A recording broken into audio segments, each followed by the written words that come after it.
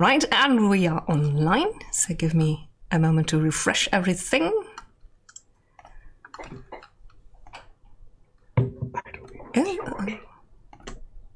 Come on, there's a stream, we're online. Sometimes it takes a few moments. So, hello everyone, and hello especially to my two guests. I'm very happy to see you, to get a chance to talk to you, because the last time we talked with Cubicle 7, that was 2 years ago, because you've been busy with moving, yes, and setting up new things and everything. So everyone say hello, although they can't hear, to Emmet Byrne and Dominic McDowall from Cubicle 7. It's great to see you guys. Thanks. Yeah, thanks for having us. Yeah, we've got a lot to talk about, and it's going to be a very Warhammer heavy time we're going to have today. But first of all, of course, thank you for taking the time on a Sunday. No less. You're welcome. Thanks for having us. Oh, yeah, absolutely. Yeah, and we realized we started with a tech check, and we did some chatting, and it started off with, oh, is that an orc stomper, and what are you painting right now, and what are you doing? So yes, it's gonna be a lot of different Warhammer stuff, because right now you are the publishers with all the Warhammer role-playing licenses. Yes. I know. Yeah, we are having great fun, and there's huge, fans of all things Warhammer since I think I got into it when I was about 10. It's awesome to be working on it. It's just absolutely dream come true territory. Since you were 10, okay. Now I have to ask what minis or what games there were. It started off with the some of the talisman miniatures that they did. Had the old hex faces. And plastic Blood Bowl teams from the the second edition, I think this isn't it? The one with the Starboard, the first one that had the Starboard pitch and the orc and the human team. So I had those. Started there, and what was next? From there, I think that was into some human militia, some Empire militia. I think they were Vampire militia. Yes. So, and of course, then the classic plastic Imperial Space Marines, the original plastic kit with beaky Space Marines. So yeah, the Corvus helmet. Yeah. Yep. Yeah. I think this is going to be a fun time, and I'd like to start off. We're already kind of like the plan is already going away. Talking about when everyone started out with Warhammer. You seem to have that effect. Exactly. What I wanted to ask, or what I wanted to talk about first, is how everyone's doing, and how the move went, because you left the UK before the UK left everyone else, basically. Indeed. And decided to go over to Ireland. Yes, that's right. It's been fantastic. It's been it's just been great.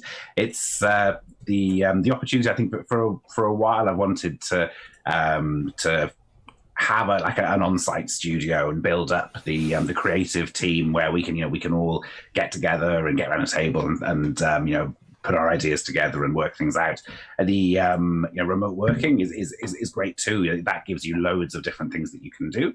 But for me personally, I think actually getting together with people and working on things as a collaborative group is just fantastic. It's a way I really like working, and so it's been great to get the team together.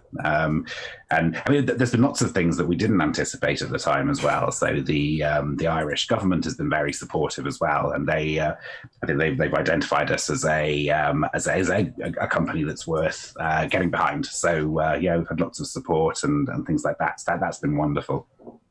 The Irish government knows and likes role-playing games and people who work on them. That's a big plus. Another one. It's not like I didn't like Ireland before. Yeah. Yes, that's been amazing. Been really, and I think it's just goes to show sort of how we've been doing, and it's been really good. It's really good. But I guess that having having set up everything for people being on site and working together in the same rooms, has kind of hit a snag these last few months. So how are you dealing with the crisis overall?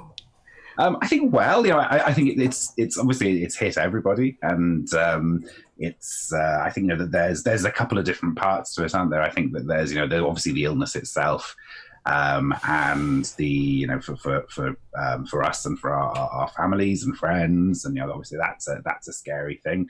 There's been the lockdowns, so we've been fairly lucky actually. We've had a period where we haven't been able to get into the office, but we've also it wasn't hugely long, so we've been able to maintain some of that face-to-face contact and things like that. And of course technology has been amazing in helping us all to work together while we couldn't do that, and I think that there's also the it's the psychological impact, I think, isn't it? Just the uncertainty that we're all living with is very tough and very difficult. So we've certainly been sort of playing more games, and I think doing more things like that, having a bit more just genuine social interaction, and just trying to help support each other through. Yeah, I think a lot of people are playing more now, even if they have to switch over to playing online,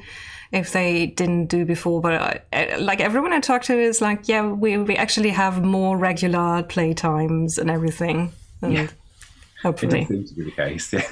Hopefully some of that is going to stick around even when the crisis is over, because I think so. Yeah. I'm optimistic on that. Very good. We you started out with a Warhammer games with the Warhammer Fantasy Roleplay game, and we've talked about that a little bit before, but now things have actually started rolling out and everything is going along. So I start off with that too, with the actually meat and potatoes part of the interview. So I just we did a review of the first part of the Enemy Within campaign, just like 1 week or 2 weeks ago, and I'm very, very keen on learning how it's going to go on, because the second part is already announced when it's going to be out, right? Yes, so you can pre-order that at the moment and get the PDF, and it is printing, or it's just in the process of heading off to print at the moment. So I think it looks like the pandemic is throwing a slight spanner in the works there. So I think it's going to take us a bit longer to get that back than we thought. But I would have thought people will be seeing it around January, February. We're still trying to tie down a few times and things like that. But yes, another impact. It has taken a lot longer to get things printed and moved around the world. Actually, that is something that's had a big impact this year. But we're doing our best. Yeah. Do you have, even when all these problems come up, do you have a plan on how it's going to continue? So how often there's going to be another book and companion out for the Enemy Within? Yes, so we are. I mean, certainly we'll have them all done next year. So the full campaign will be out by the end of the year. In terms of the PDFs, and it's we always like to. Well, I've made so many mistakes over the years in saying, right, this date is definitely the date that things will happen. That and I think I overcompensated, because obviously if you miss a date, even a self-imposed one, and there is a certain amount of the internet that will not like you to let you forget that has happened. So I got really wary about saying any dates whatsoever, and I think I'm coming back from that a little bit now and saying, oh well, lots of provisos, and lots can happen in the next few months. Who knows? But I would have thought digitally by the middle of next year. Then each part, everything is well advanced. And there's no reason that I can see right now why that should be the case, but there's plenty of reasons waiting just behind me to jump out. Probably, yeah. 2020 has a few more months to play its last cards to get everything off schedule. Yeah, we're going to see. Oh, and it's still going strong.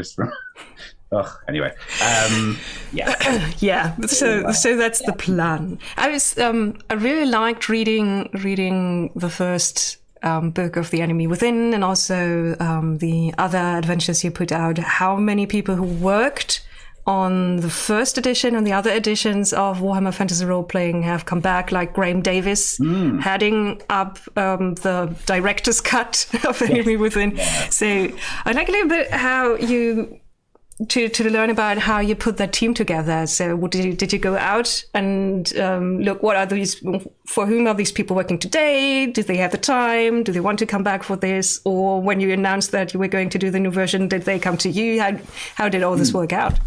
Kind of a mix. I think that I've been in touch with Graham before, so that was quite easy, really, just saying hello again.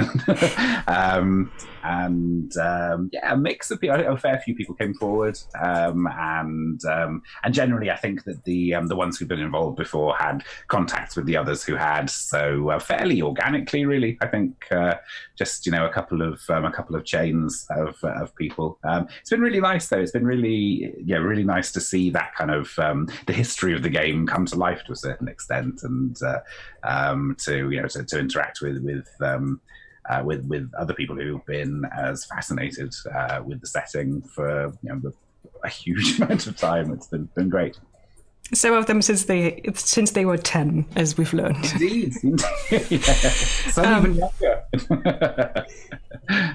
And I also love to see how there's the booklet with some adventures who were written for playtesting and things like that, how things changed a little bit in terms of design, but also how when you compare The Enemy Within with the first edition, that at some points you can see this is exactly the same building, it's exactly the same kind of thing. Someone just took the drawing and redrew it with a little bit clearer lines and things like that. How do your meetings look like? How do you decide on how to approach this? And is there a lot of different ideas on how this should look like and how this should be designed, or are you like on the same wavelength? I think so. Yeah, I think that's a good question.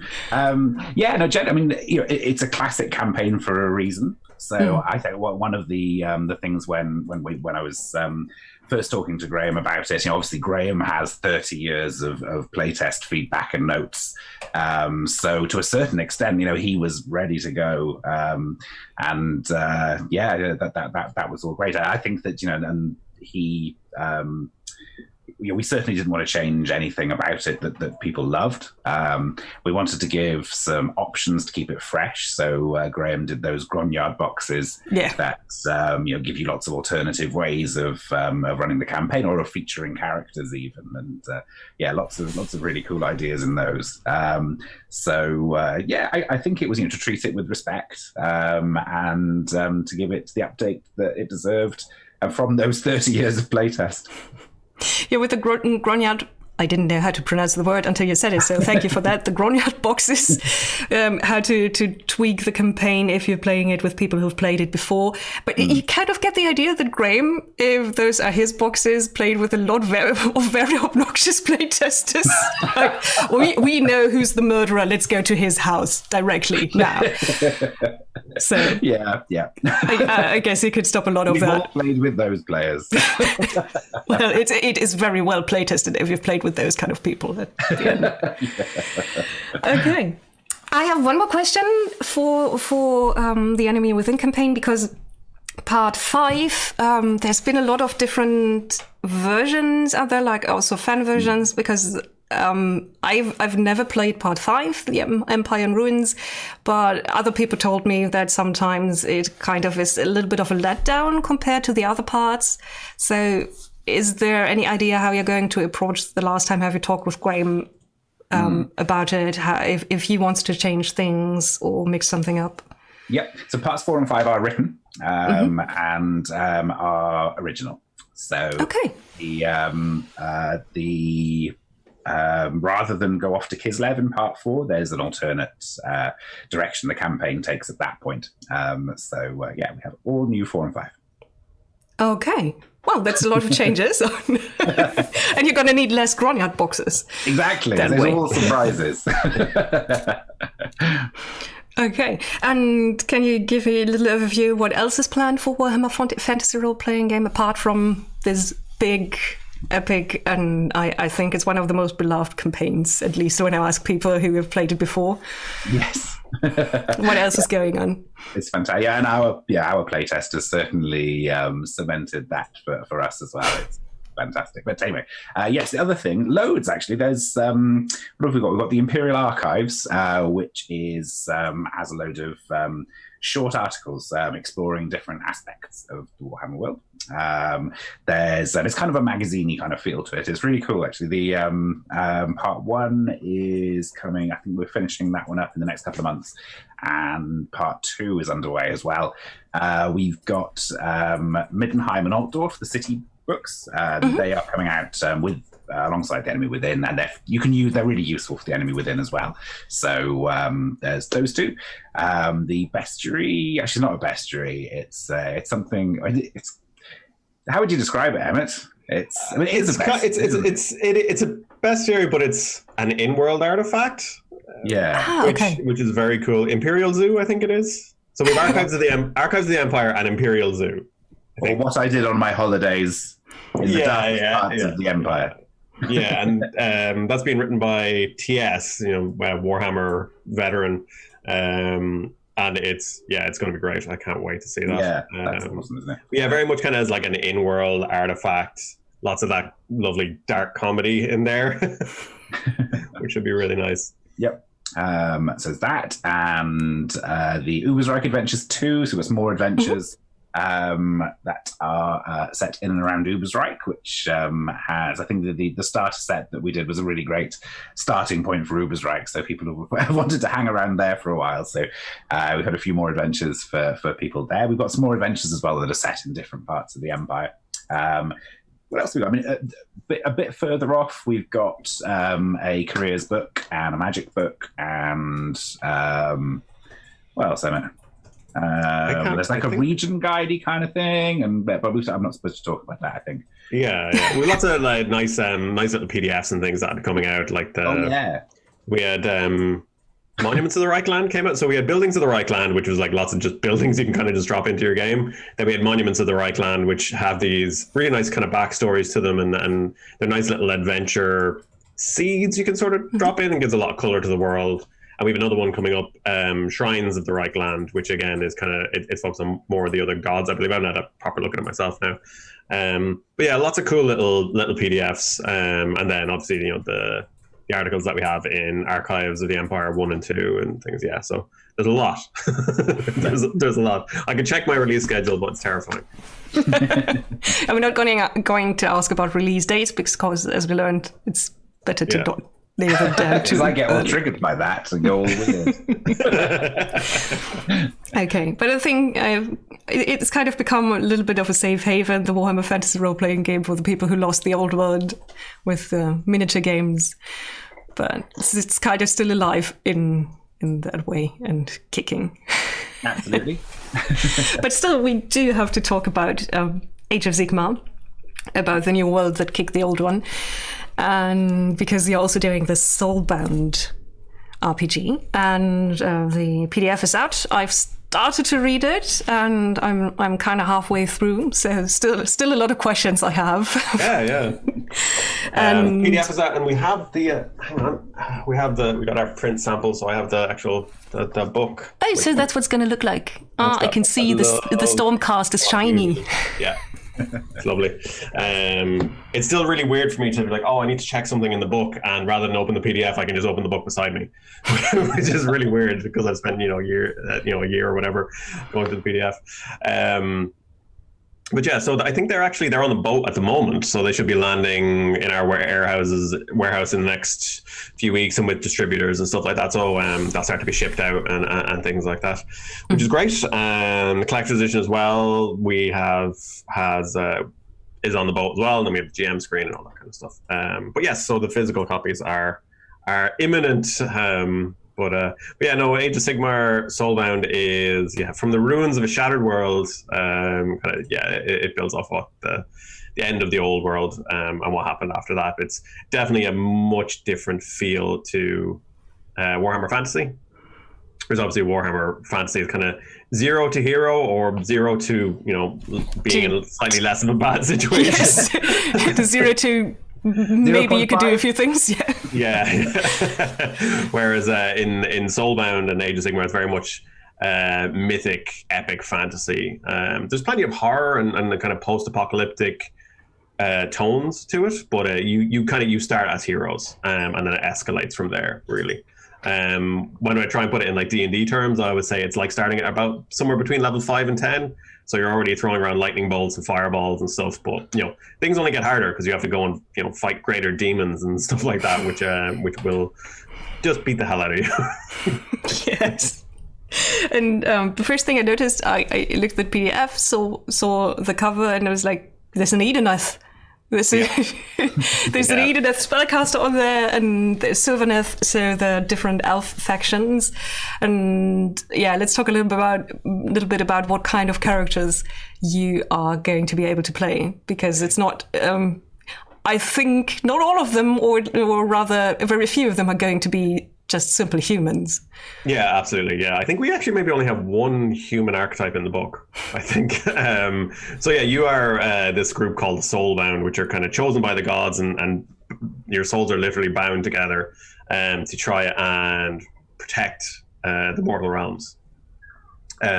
You are on the side of the forces of order, but I think crucially, order doesn't mean good. So you have the Daughters of Cain, witch elves in there, who are incredibly violent. You have the Ideneth Deepkin, who harvest people's souls. Then you have the Sylvaneth, who are still warlike, but a bit more zen about everything. The Fire Slayer, Dwarden, and the Caradron. So yeah, you have a wide array of archetypes that you can play, different species and things like that. Factions and everything. And we were talking before, I know you were saying about the Lumineth. The Lumineth are not in the core book, but the Champions of Order is our an upcoming book that we have coming out. We showed the cover a while back, but that has the Lumineth in there. So on the cover you have the Alarith Stone Mage and Stone Guard. God, I can't. The name's gone out of my head.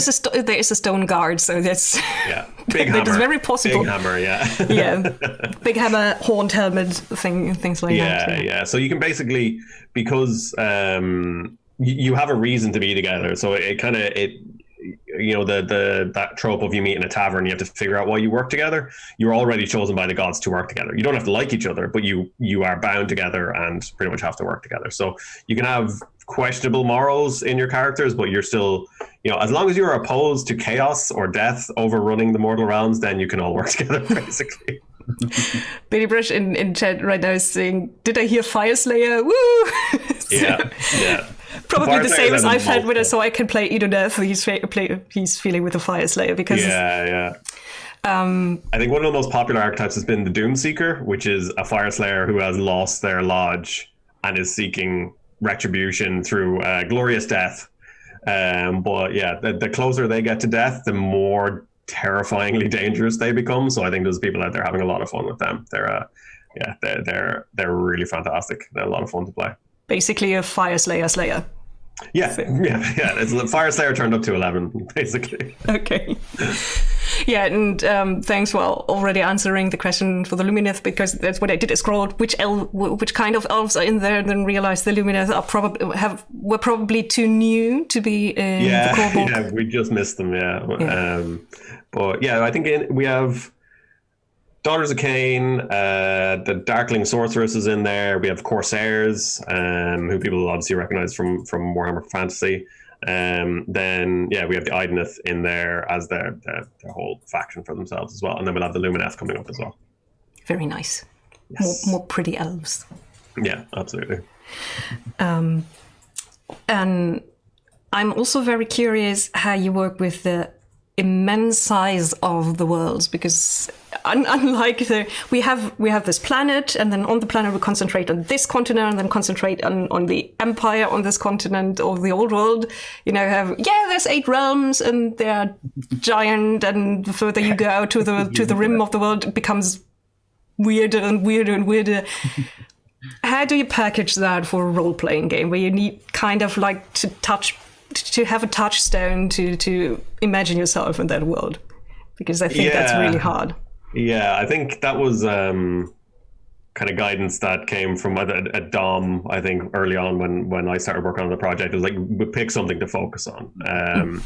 And the Great Parch in actually has a history in Age of Sigmar. It's been the point for a lot of the key moments in the history. So it kind of made sense to focus on that. There's a lot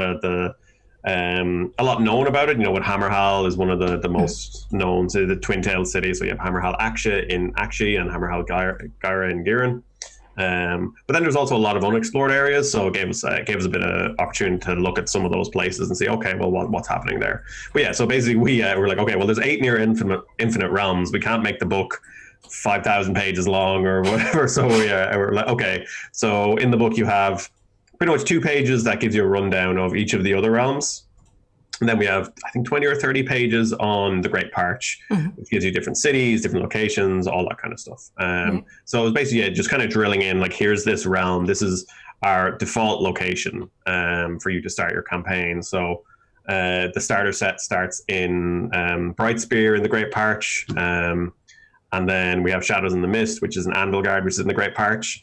But then next year we'll have adventures that are not set in Akshi. So we'll take a step into another realm and kind of slowly start to build out a little bit as well.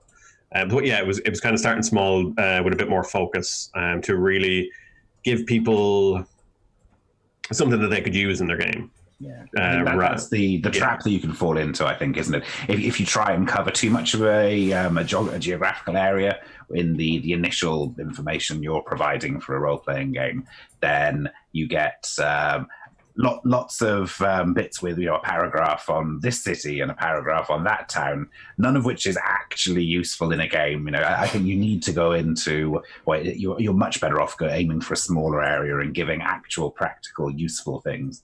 I think that tends to work better. Yeah. I mean, and then you can see, with the starter set, similar to what we did with Warhammer Fantasy, we have an adventure book that teaches you how to play, and then a 60-page guide to the city of Brightspear. So in that you have 30 or 40 pages just on different locations within the city. So that's more pages than we spent on the Great Parch. So there's so much you can drill down into. And then we have the same in Shadows in the Mist. We've done a guide to the city of Anvilgard, which is another 30 pages on just Anvilgard itself. So these are definitely things, GM can just set an entire campaign in that city using these guides. Okay.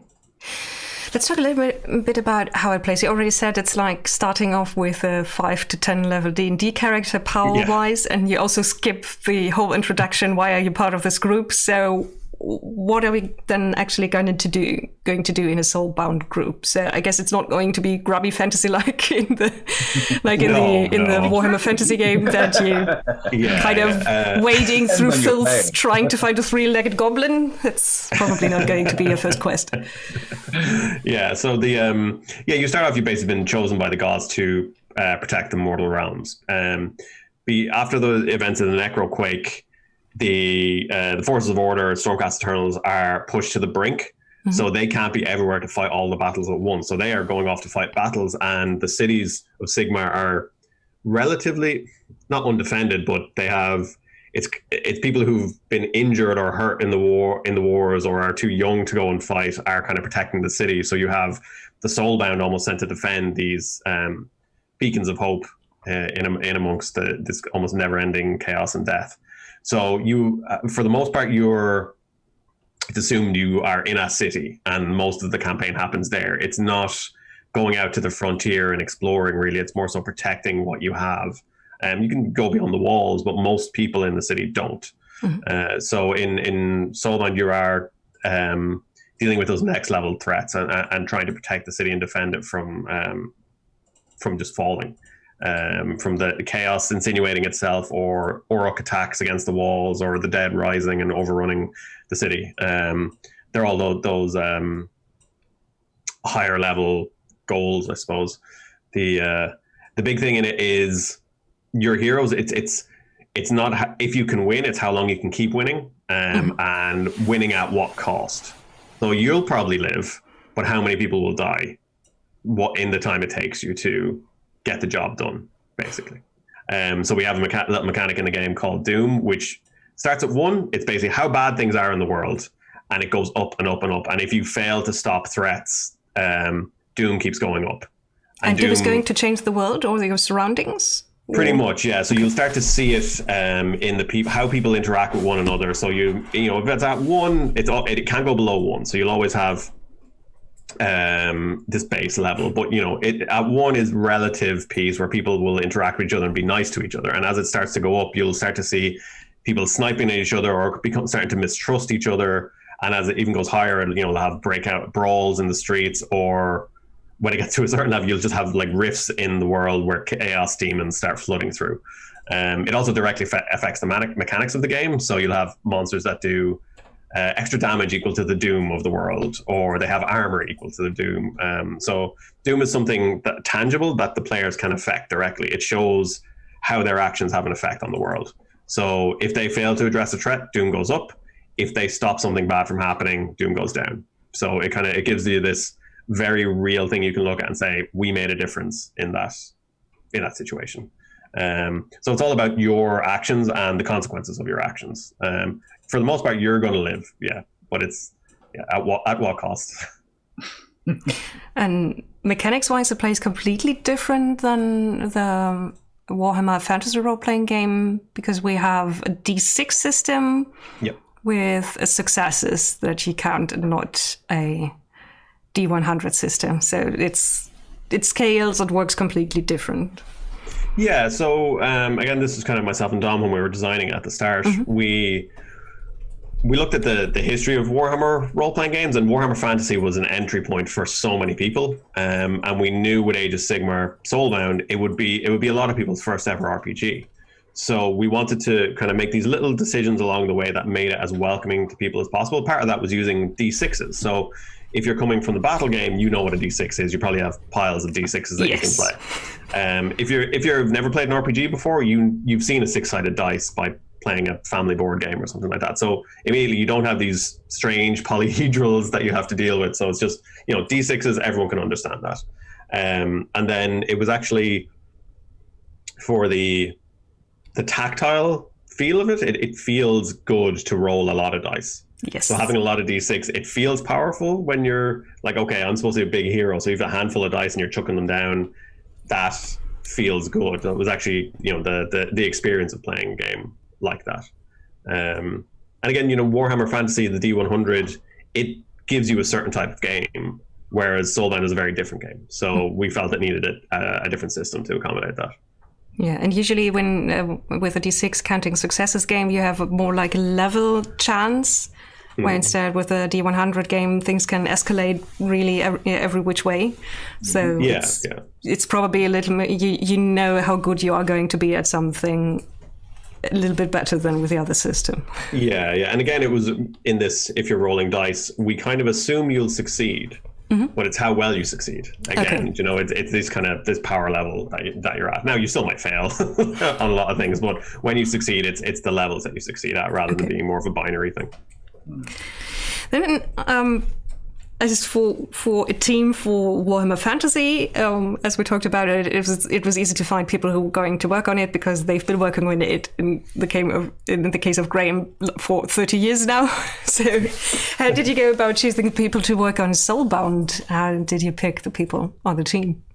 Soulbound was a little bit harder, I think, because not as many people had as much knowledge of the setting.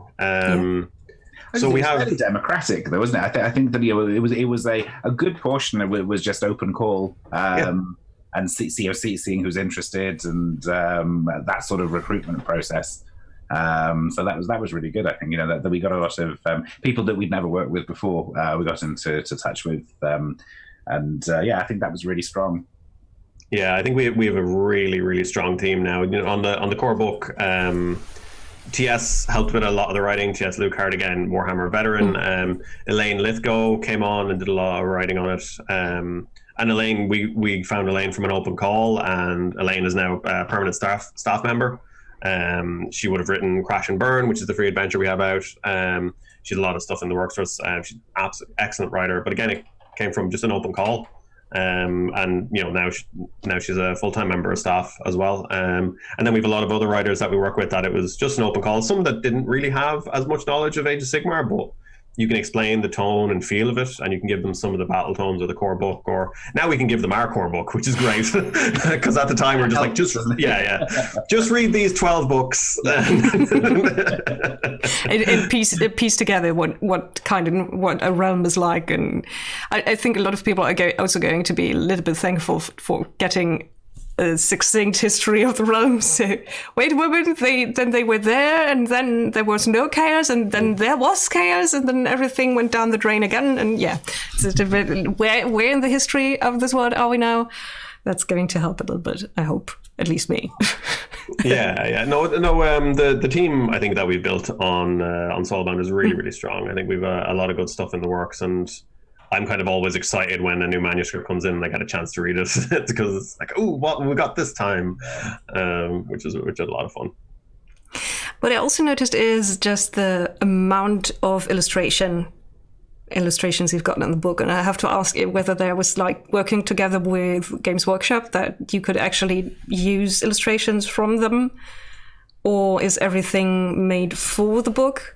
Because this was like, it looks a little bit like looking at a book from the tabletop wargaming, where they have lots of illustrations to get you into the feel of the game. So it's... Yeah, I think art and illustration is so important for a role-playing game. I think it's it's something that I've always really, really valued highly, and I've always tried to to do the best that we can, and get as much content as we can. And I think that with the Games Workshop properties, there's a lot of imagery that you can draw on, and our guide tends to be that we try to commission as much as possible and get as much new art in there as possible. I think that it's people. I think people really enjoy seeing it, and it means that you've got the graphic content a lot more tailored to complement the writing that it's accompanying.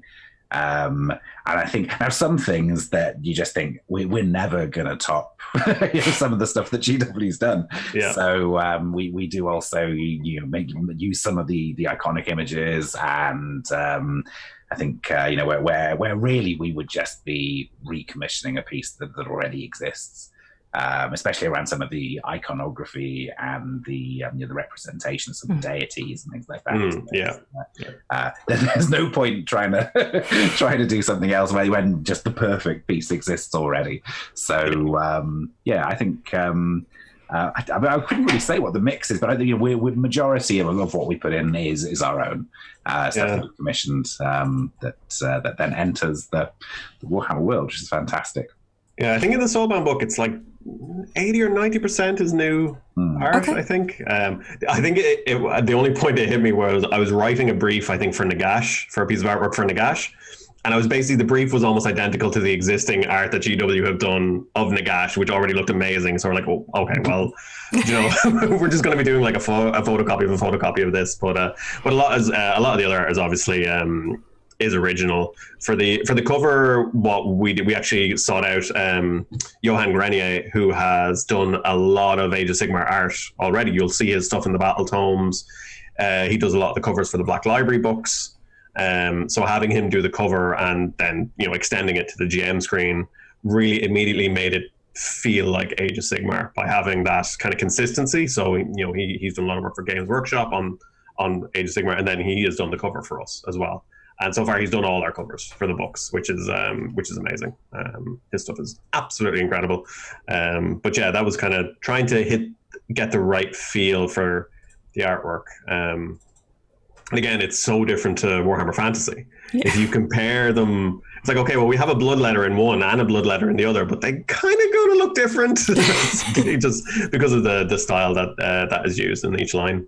Yeah. And I think I spotted the same group of Soulbound throughout the book several times. The group that you see on the cover with the Edonath and the Sylvaneth and the Stormcast. They're like your small iconic group that's going to crop up in the pictures. Okay. Yeah. They're iconics. They're on the cover for Shadows in the Mist as well. Most of our examples use them in it as well. There are pre-gens. They're on the starter set cover as well. They're the pre-gens that come in the starter set. So yeah. But we've a new iconic group with Champions of Order, which will be a lot of fun as well. Okay. As you mentioned, starter set.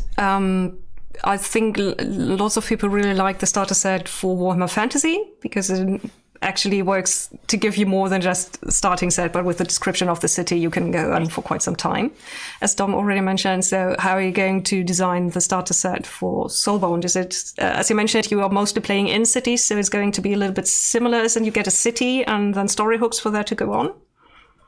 Yeah. Dom, do you want to talk about your kind of design preference for starter sets, and then I can talk about sure. Yeah. It's something that I just feel really strongly about. I think that a starter set needs to be more than just your first adventure.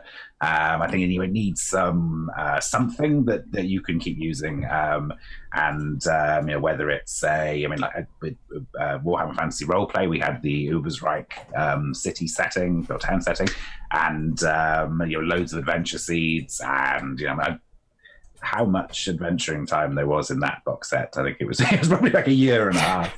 But I just think it's really important that people have got something that they can just play, have a long play experience with, and not just sort of first session and then you're done.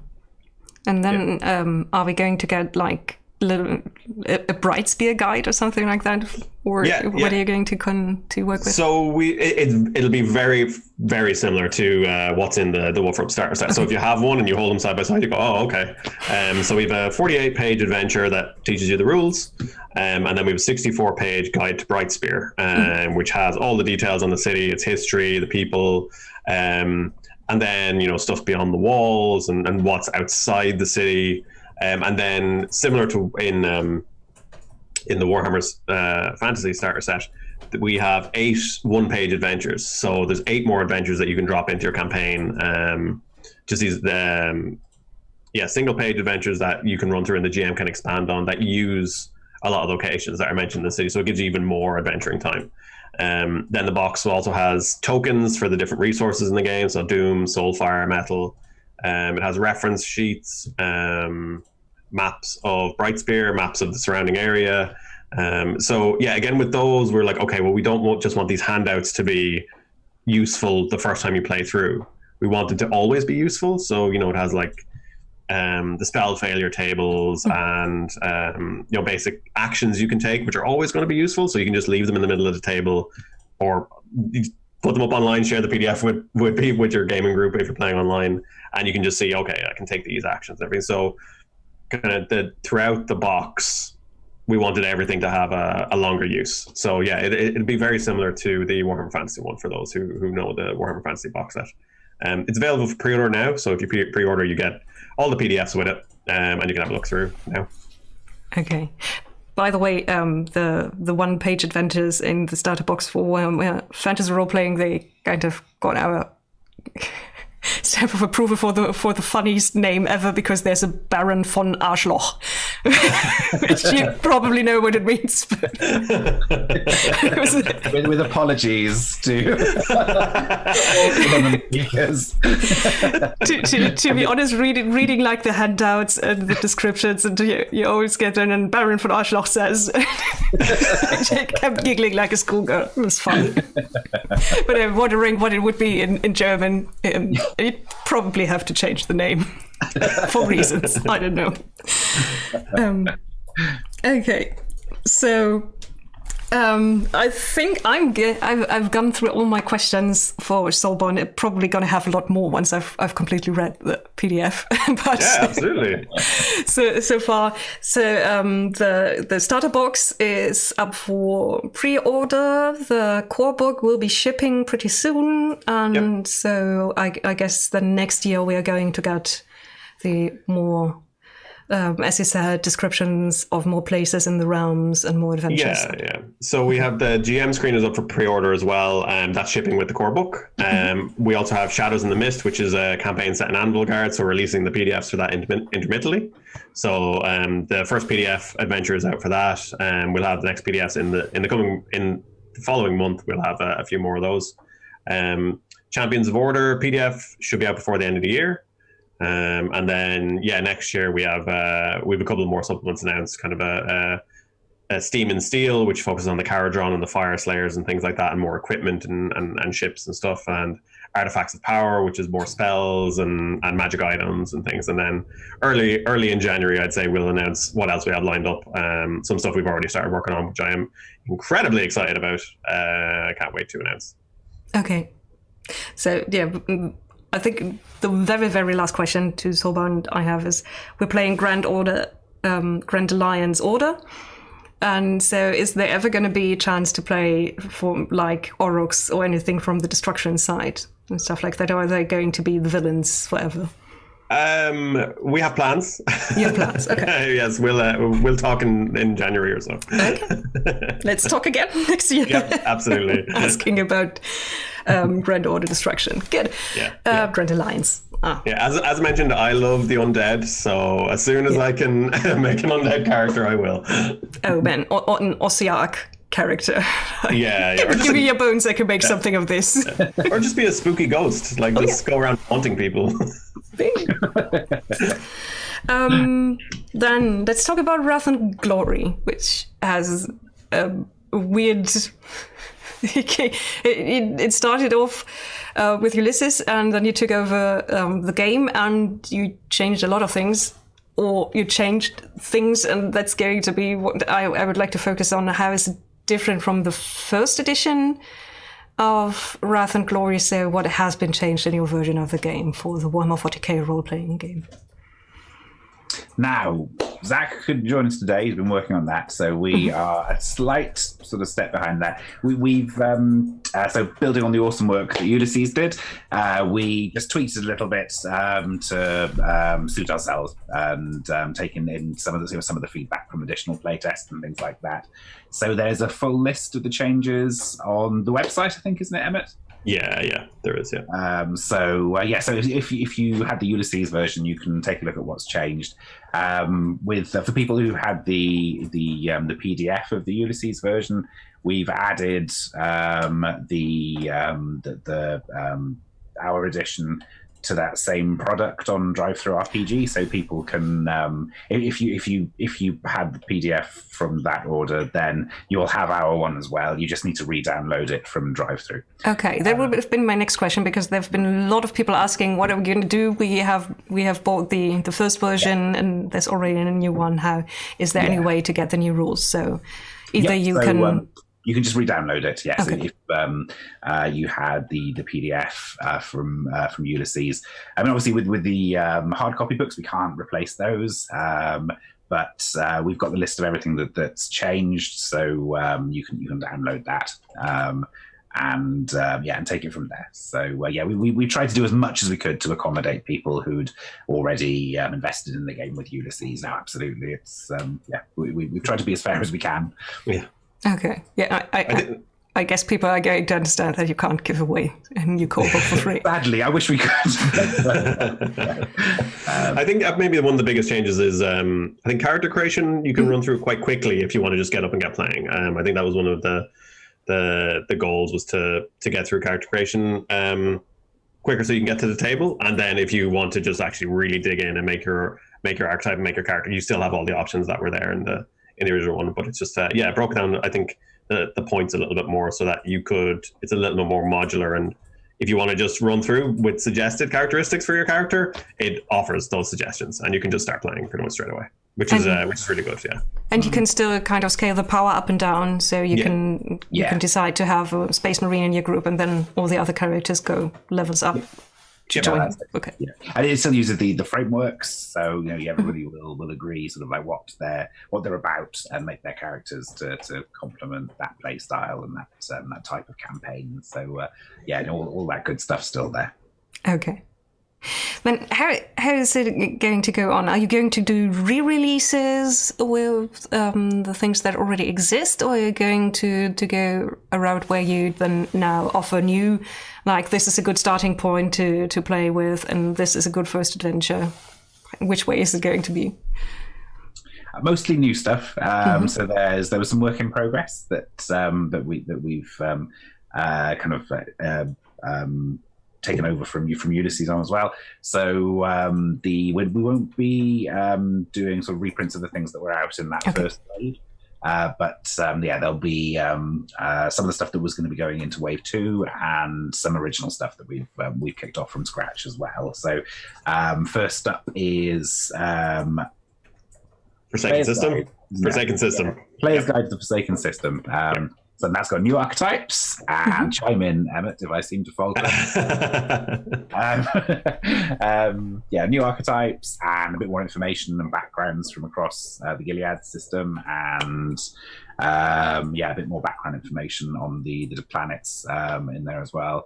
Then there's some kind of help players just role playing in the Forsaken System. It gives a lot of advice on that, so it gives you a lot of flavor about the world, and then obviously new archetypes and stuff, which is always fun. Yep. What kind of archetypes? Can you tease a little bit what's going to happen? I think we've shared some, but I don't want to get in trouble. Okay. Which ones have we said?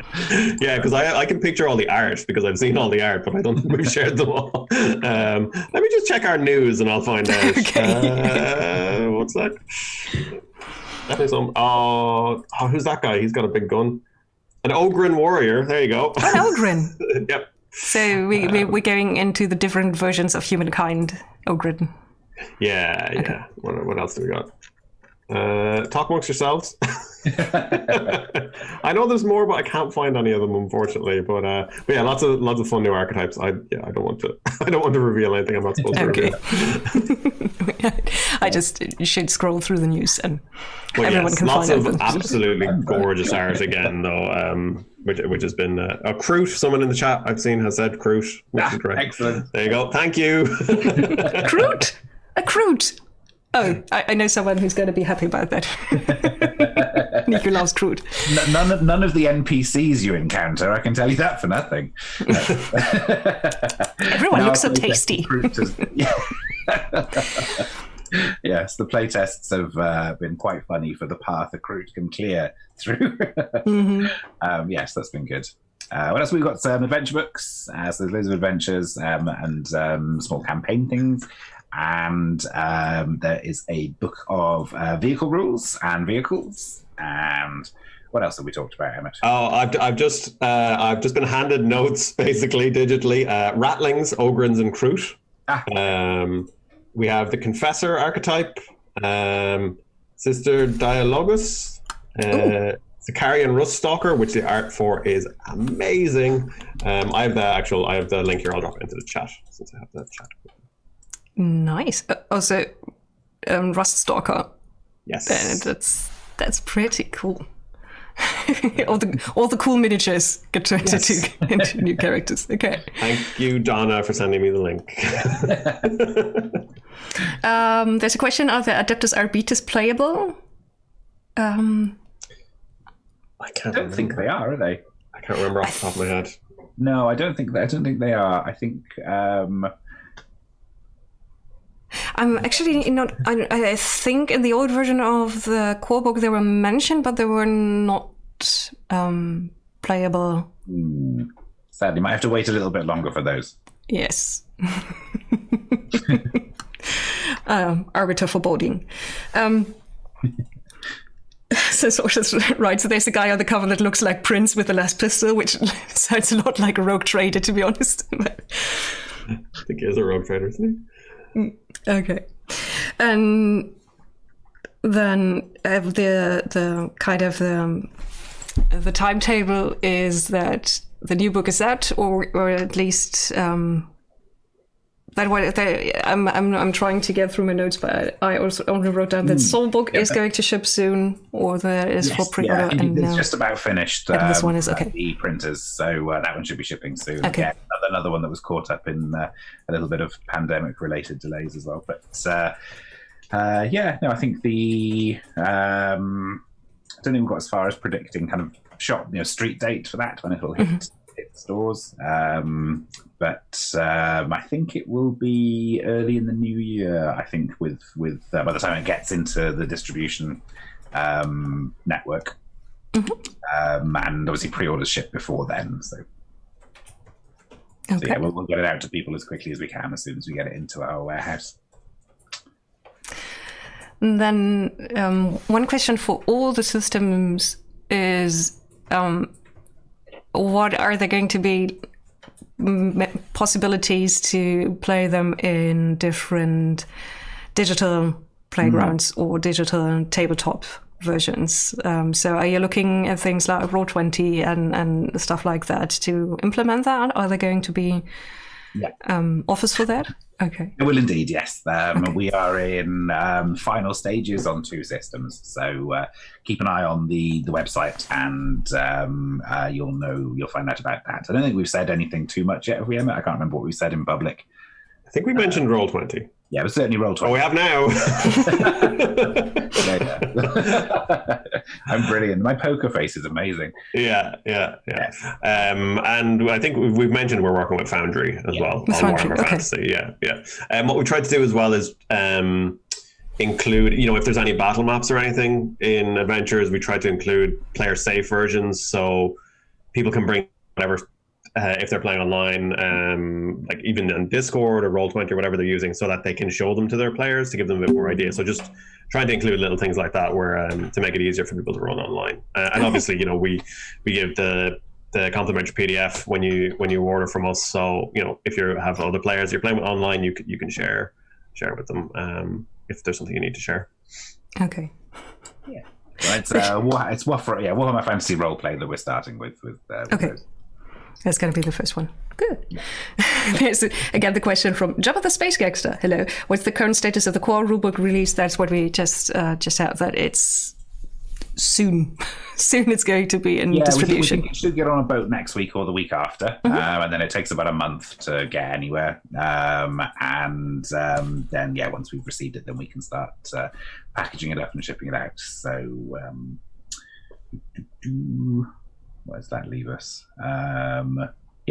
Hopefully we should be. I mean, for Europe, it should be in the post before Christmas. Good. That's me. All the fingers crossed, and things could intervene in that if I don't know if the ship's in a big queue or something like that. But it should be. Yeah, it's very possible. Yes. Okay. But we were told the ships don't have to stop in the UK, so that's something potentially. Cream Donut says, very excited for Foundry official integration. I think lots of people are happy that people are working with Foundry in any official way, because most of the things you get on Foundry so far are like only fan-built stuff, and it's very vague how that's going to work. So I think you're one of the first people to officially then work with Foundry. That's pretty cool. Good. I have asked all my questions. I'm very happy to hear that there's going to be rattlings in Warhammer 40k in Wrath of Glory. So I always love the small guys hanging back, snacking. Yep. with and then we need our sharpshooter. I'm busy. So there's a lot of things coming.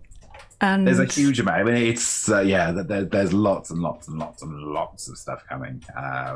It's really exciting. It's what do you say, Emma? It's I don't know. Actually, we probably shouldn't say, but lots and lots of things coming next year. Yeah. We also have some non-Warhammer stuff, I think.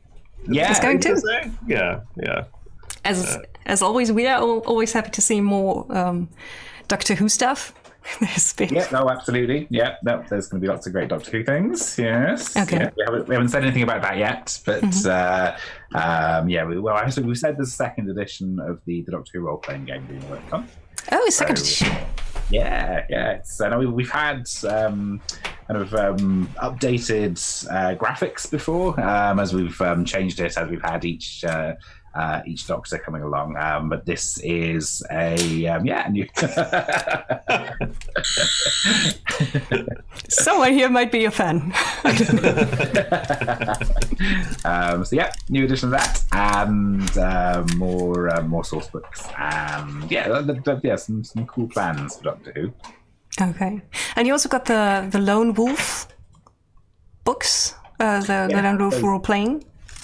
Yeah, that's so. I go back a long way with Lone Wolf. Lone Wolf was one of my early experiences as well for gaming. So Lone Wolf's awesome.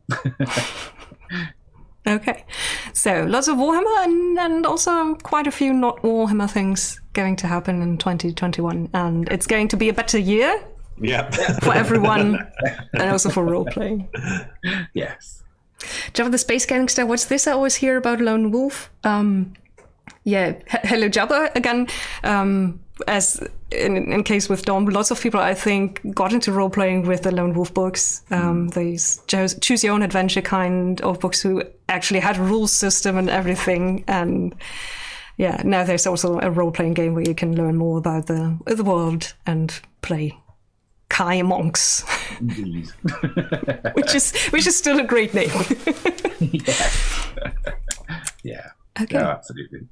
Very cool. Then, thank you again for taking the time. This was an absolutely lovely chat. I learned a lot of new things about what's coming up with the Warhammer games that I'm looking forward to. Oh, thanks for inviting us on. No, it's good. It's been good to catch up. Yes, absolutely. I'm very sad about no Essen, I'm going to be honest. Yeah. Very sad. Yes, we're going to stream a lot, but I really like to get the chance to talk with you now up front of the new version, the online version of Essen, and just take the time and catch up and find out what's going on. So thanks a lot. Thank you very much. It was lovely. Thank you. Thanks so much. Bye. Bye.